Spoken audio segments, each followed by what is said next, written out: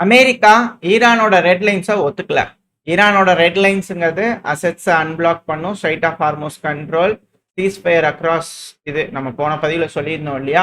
So Senthil defence Senthil decodes 2 சேனலுமே பார்த்தீங்கன்னா ஒன்று மாற்றி போடுறேன், இல்லை ஒரே சேனல் மேக்ஸிமம் போகிறதுக்கு பார்க்குறேன்னா கேப் விட்டு போட்டால் தான் ஏதோ யூஸாக இருக்கும், இல்லைன்னா அது யூஸ் இல்லாமல் போயிடும் இல்லையா? ஸோ அந்த கான்ஃபிடன்ஸ் தான், மற்றபடி எதுவும் இல்லை.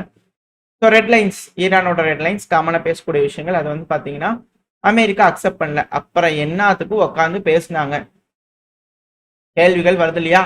நெகோசியேஷன்ல ஸ்டேல்மேட் ஆயிடுச்சு. அதுக்கான காரணம் என்னன்னா, ஈரான் எங்களுக்கு ஓனர்ஷிப் கொடுங்க, ஸ்ட்ரைட் ஆஃப் ஹார்மோஸ் எங்களுக்கு ஓனர்ஷிப் கொடுங்க, நாங்க டோல்ஸ் கலெக்ட் பண்ணிக்கிறோம் அப்படிங்கோல இருக்காங்க.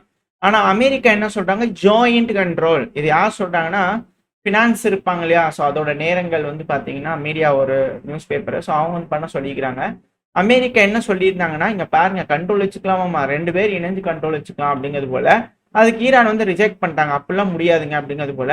அதாவது டைரக்டா வந்து பண்ணா கலிபஃப் அவர்கள் அப்புறம் வான்ஸ் அவர்கள் மீட்டிங் அப்பே வந்து பண்ணா இது போல விஷயங்கள் திரும்ப பேசப்பட்டிருக்கு, ரிஜெக்ட் பண்ணப்பட்டிருக்கு.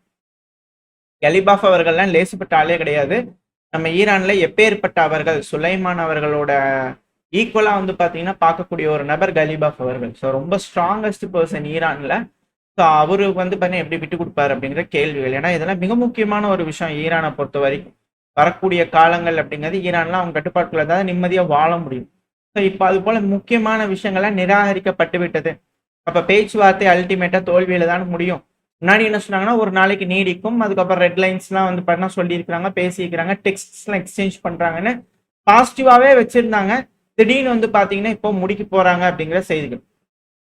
ஏன்னா கொஞ்சம் டைம் எடுத்துட்டு ரிலாக்ஸ் ஆகிட்டு அதுக்கப்புறம் மற்ற வேலைகள்லாம் பார்த்துட்டு இருந்தாங்க அப்படிங்கிற சொன்னாங்க. பேச்சுவார்த்தைகள் நைட் தொடரும், நாளைக்கு இருக்கும் அப்படிங்கிறதோட சொன்னாங்க. நானும் அதனால தான் பார்த்துக்கிட்டு இருந்தேன். ஸோ பார்க்கும்போது அமெரிக்கா வந்து பார்த்தீங்கன்னா இல்லை, அது எதுவும் ஒத்துக்கிற மாதிரி தெரியல. அமெரிக்கா வந்து பார்த்தீங்கன்னா எங்களோட ரெட் லைன் ப்ரீ கண்டிஷன்ஸ்லாம் அக்செப்ட் பண்ணிக்கிட்டா மட்டும்தான் பேசுவோம், எல்லாம் பேச மாட்டோம் அப்படிங்கிறத கிளியரா ஈரான் தரப்பு வந்து சொல்லிட்டாங்க.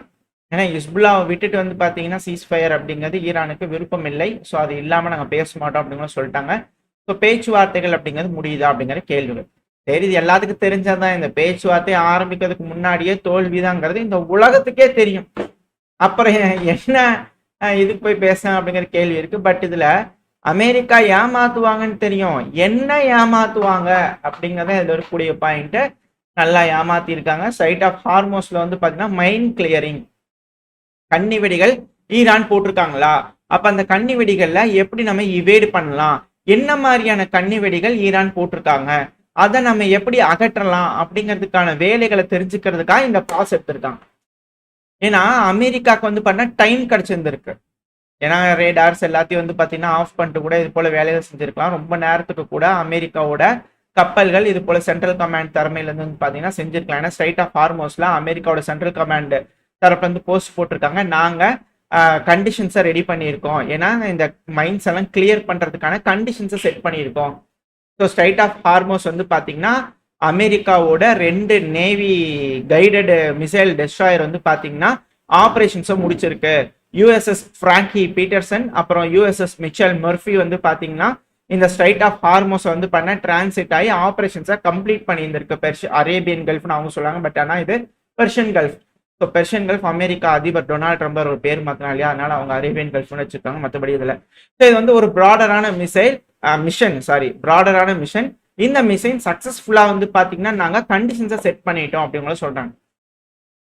என்ன செஞ்சிருக்காங்க, அங்க ஈரான் என்ன மாதிரியான கண்ணிவெடி போட்டிருக்காங்க, எப்படி போட்டிருக்காங்க அப்படிங்கிற பேட்டர்னை அமெரிக்கா இந்த பேச்சுவார்த்தை அப்படிங்கிற பேர்ல வந்து பாத்தீங்கன்னா அச்சீவ் பண்ணி இருந்திருக்காங்க. அந்த டைம்ல இது போல வந்து பாத்தீங்கன்னா உள்ள ஊடுருவி போய் விஷயங்களை தெரிஞ்சிருக்காங்க. இதுக்கப்புறம் அமெரிக்காவுக்கு வந்து பாத்தீங்கன்னா கொஞ்சம் ஏதுவா இருக்கும் அப்படிங்கிற சொல்றாங்க. இப்ப ஈரான் செய்யக்கூடிய விஷயம் இமீடியட்டா வந்து பாத்தீங்கன்னா கன்னி வெடிகள் இன்னும் அதிகமா லே பண்ண ஆரம்பிக்கணும். அப்படி இல்லைன்னா ஸ்ட்ரைட் ஆஃப் ஹார்மோஸ் வந்து பாத்தீங்கன்னா கூடிய விரைவில் கட்டுப்பாட்டு விட்டு போயிடும் அப்படிங்கிறத விஷயம். அதாவது அமெரிக்காவுக்கு டைம் வேணும், அது என்ன கன்னி வெடி எப்படி என்னங்க தெரிஞ்சுக்கிறதுக்காக. ஸோ அதை அமெரிக்கா எடுத்திருக்காங்க. இப்ப அந்த டீட்டெயில்ஸ் கிடைச்சிருக்கு. இதுக்கப்புறம் வந்து பாத்தீங்கன்னா ஈரானுக்கு வந்து பார்த்தா அந்த லிவரேஜ் போகுமா இல்லையாங்கிறது இதுக்கப்புறம் அமெரிக்காவோட சக்சஸ்ஃபுல்லா அந்த பிளாக்கேஜை வந்து பாத்தீங்கன்னா ஓபன் பண்றதுல தான் இருக்கு. இது ஈரானுக்கு ஒரு மிக பெரும் ஃபெயிலியரா இருக்கும். ஒன்ஸ் இது நடந்துருச்சு அப்படின்னா ஈரானுக்கு மிக பெரும் ஃபெயிலியரா இருக்கும் அப்படிங்கிற சொல்றாங்க. ஆனா கரண்டான கண்டிஷன் என்ன அப்படின்னா 2 ஆயில் டேங்கர் சீனாவோடது கிராஸ் ஆயிருக்கு ஸ்ட்ரைட் ஆஃப் ஹார்மோஸ். மற்றபடி மற்றதெல்லாம் போயிருக்கானே இந்த மேரிடைம் டிராஃபிக் வச்சு பார்க்கும்போது அது போல எதுவும் ஆன மாதிரி தெரியல. மேபி அமெரிக்காவோட கப்பல்கள் இது போல சித்து வேலைகள் பண்ணியிருக்கலாம். பண்ணியிருந்தாங்கன்னா ஈரானுக்கு ஒரு சிக்கல் தான். ஈரான் எந்த ஒரு ஷிப்பையும் வந்து பார்த்தீங்கன்னா ஸ்ட்ரைட் ஆஃப் ஹார்மோஸை பர்மிஷன் இல்லாம ஆத்தரைஸ் பண்ணாமல் வெளியே போகக்கூடாது அப்படிங்கிற சொல்லிக்கிறாங்க. ஸோ எந்த ஒரு ஷிப்பா இருந்தாலும் ஸ்ட்ரைட் ஆஃப் ஹார்மோஸ் வந்து போச்சுன்னா ஈரானோட அப்ரூவல்னா அடிப்போம் அப்படிங்கிற கிளியரா அவங்க தரப்புல இருக்கு. இதுக்கப்புறம் வரக்கூடிய நாட்கள் ஈரானுக்கு ரொம்ப கிரிட்டிக்கலா இருக்க போகுது. எப்படி அதை ஹேண்டில் பண்ண போறாங்கன்றது தான் இது. இது போல ஏமாத்துவாங்க அப்படிங்கிறத எல்லாரும் சொல்லிட்டு இருந்த விஷயம், அதே போல ஏமாத்திட்டாங்க அமெரிக்கா. என்ன செய்ய போறாங்க ஈரான்? ரொம்ப சிக்கல், ரொம்ப இக்கட்டான ஒரு சூழ்நிலை. அது மட்டும் இல்லாம இந்த டாக்ஸ் இருக்கு இல்லையா, இந்த பேச்சுவார்த்தை, இந்த நெகோசியேஷன் ரூம்ல இருந்து பாகிஸ்தானோட அதிபர், பாகிஸ்தானோட பிரைம் மினிஸ்டர் ஷெஹபாஸ் ஷெரீப் அவர்கள் வந்து பேசுவார் அப்படிங்கிறது போல எதிர்பார்ப்புல இருக்கு. ஸோ அதை வச்சுதான் எல்லாமே புரிஞ்சுக்க முடியும் எந்த அளவுக்கு போயிருக்கு, யுத்தம் இன்னும் பெருமளவுல வெடிக்குமா இல்லை அப்படிங்கிறது. ஏன்னா ஈரானோட ஃபாரின் மினிஸ்ட்ரி தரப்புல இருந்து வரக்கூடிய விஷயங்கள், ஸ்போக் பர்சன் இஸ்மாயில் பெகேரி அவர்கள், ஸோ அவர் என்ன போஸ்ட் போட்டிருந்தார் அப்படின்னா, அமெரிக்கா இருக்காங்க இல்லையா, இந்த ஒரு நாளைக்கு முன்னாடி அவர் சொல்லிட்டார், இஸ்லாமாபாத்துக்கு பேச்சுவார்த்தைக்காக போறாங்க இல்லையா, ஸோ அவங்க போறவங்க எல்லாத்தையும் நெகோசியேஷன் ஃபெயில் ஆயிடுச்சுன்னா ஈரானோட நெகோசியேட்டர் எல்லாத்தையும் அசாசினேட் பண்ணிருங்கன்றது போல ரெக்கமெண்ட் பண்ணதான் சொல்றாங்க. அமெரிக்காவோட மீடியாக்கள் அமெரிக்க தரப்புலேயே வந்து பண்ண இது போல பேச்சுக்கள் இருக்கு அப்படிங்கிறத ஈரானோட ஃபாரின் மினிஸ்டரோட ஸ்போக் பர்சன் தரப்புல இருந்து இது போல விஷயங்கள் வருது அப்படின்னா எந்த அளவுக்கு இக்கட்டான ஒரு சூழ்நிலையில ஈரானோட நெகோசியேஷன் டீம் இருந்திருக்கும். அவங்க ஹார்டா முடிவுகள் எடுத்தாலும் மிக முக்கியமான நபர்கள் இப்ப அந்த பாகிஸ்தானுக்கு போனதுதான் சிக்கல். பாகிஸ்தான் எப்படி ஏமாத்த போறாங்களா, துரோகம் பண்ண போறாங்களா, இல்ல பத்திரமா அனுப்பிச்சு வைப்பாங்களா? ஏன்னா அமெரிக்காவோட விமானங்கள் பாகிஸ்தானோட நாட்டுல இருக்கு. எல்லாமே சிக்கல் தான். வெயிட் பண்ணி தான் பார்க்கணும் இதுக்கப்புறம் ஈரான் எப்படி ரெஸ்பாண்ட் பண்ண போறாங்கன்னு சொல்லிட்டு. ஒரு இக்கட்டான ஒரு சூழ்நிலை. இதே நேரத்துல நீங்க ஹிஸ்புல்லா சைட்ல பாத்துட்டீங்க அப்படின்னா, அவங்க இஸ்ரேல் வந்து பாத்தீங்கன்னா விமானங்களை வந்து ஏர் ஸ்ட்ரைக் பண்ணிட்டு இருக்காங்க. இஸ்ரேலோட வடக்கு பகுதி, அதாவது லெபனானோட தெற்கு பகுதி, அந்த இடத்துல ஹிஸ்புல்லாவோட பகுதிகள் மேல தாக்குதல் பண்றோம், அதிகமா அக்குமுலேட் ஆயிட்டு இருந்தாங்க, அடிச்சிட்டோம் அப்படிங்கிற அவங்க தரப்பு. ஹிஸ்புல்லா வந்து பாத்தீங்கன்னா வடக்கு இஸ்ரேல் பகுதியில தொடர்ந்து ராக்கெட் தாக்குதல் பண்றது, ட்ரோன் தாக்குதல் பண்றது, நஹேரியா பகுதி, சஃபாத் பகுதி, இந்த பகுதியெல்லாம் வந்து பண்ண காரிடோர்ல எல்லாம் வந்து பண்ண ஹெவியா அட்டாக் பண்ணிட்டு இருக்காங்க. அதுவும் ஹிஸ்புல்லா தரப்பு வந்து வீடியோ பதிவுகள்லாம் விட்டுருக்காங்க. இஸ்ரேலோட வீரர்கள் ஒரு இடத்துல இருக்கும்போது வந்து பண்ண அந்த பகுதியை தாக்கி இருக்கிறாங்க. இதனால அதிகப்படியான இழப்புகள் ஏற்பட்டிருக்கும், காயமடைஞ்சிருப்பாங்க அதிகப்படியான நபர்கள் அப்படிங்கிற சொல்றாங்க. ஸோ பேச்சுவார்த்தை அப்படிங்கிறது வந்து பாத்தீங்கன்னா காலையில இருந்து சாயங்காலம் வரைக்கும் ஏமாத்தி இந்த மிஷனை அமெரிக்கா சக்சஸ்ஃபுல்லா முடிச்சிருக்காங்க. அந்த டைம் வேணும், ஈரான் தாக்காம அந்த டைம் வேணும். ஸோ அந்த டைம் இப்ப கிடைச்சிருக்கு.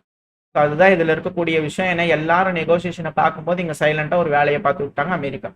ஸோ இதுக்கப்புறம் ஈரான் எப்படி ஹேண்டில் பண்ண போறாங்க, ஸ்ட்ரைட் ஆஃப் ஹார்மோஸ் ஓபன் பண்ண முடியுதா அமெரிக்கானால இல்லையா அப்படிங்கிறது வரக்கூடிய நாட்களில் தெரிஞ்சிடும். என்ன நடக்க போகுதுன்றதை அடுத்தடுத்த செய்திகள் வச்சு பார்க்க ஆரம்பிக்கலாம். ஓரளவுக்கான தகவல்கள் இந்த பையில பார்த்துருப்போம். இந்த பதிவு எப்படி உங்களுக்கு பிடிச்சிருக்கா, பிடிச்சினா லைக் பண்ணிட்டு ஃப்ரெண்ட்ஸ் நம்மளை ஷேர் பண்ணிக்கோங்க. அது கூட மறக்காம நம்ம சேனல் வந்து சப்ஸ்கிரைப் பண்ணலாம், மறக்காம சப்ஸ்கிரைப் பண்ணிக்கோங்க. அப்பதான் நம்ம போடக்கூடிய வீடியோக்களை வச்சு யூடியூப் நாட்களுக்கு ப்ரொமோட் பண்ணும். உங்களோட அன்பு ஆதரவு எனக்கு எப்போ இருக்குன்னு நம்பிக்கல. அடுத்த போய் அவங்க சந்திக்கலாம். Very stay safe, by.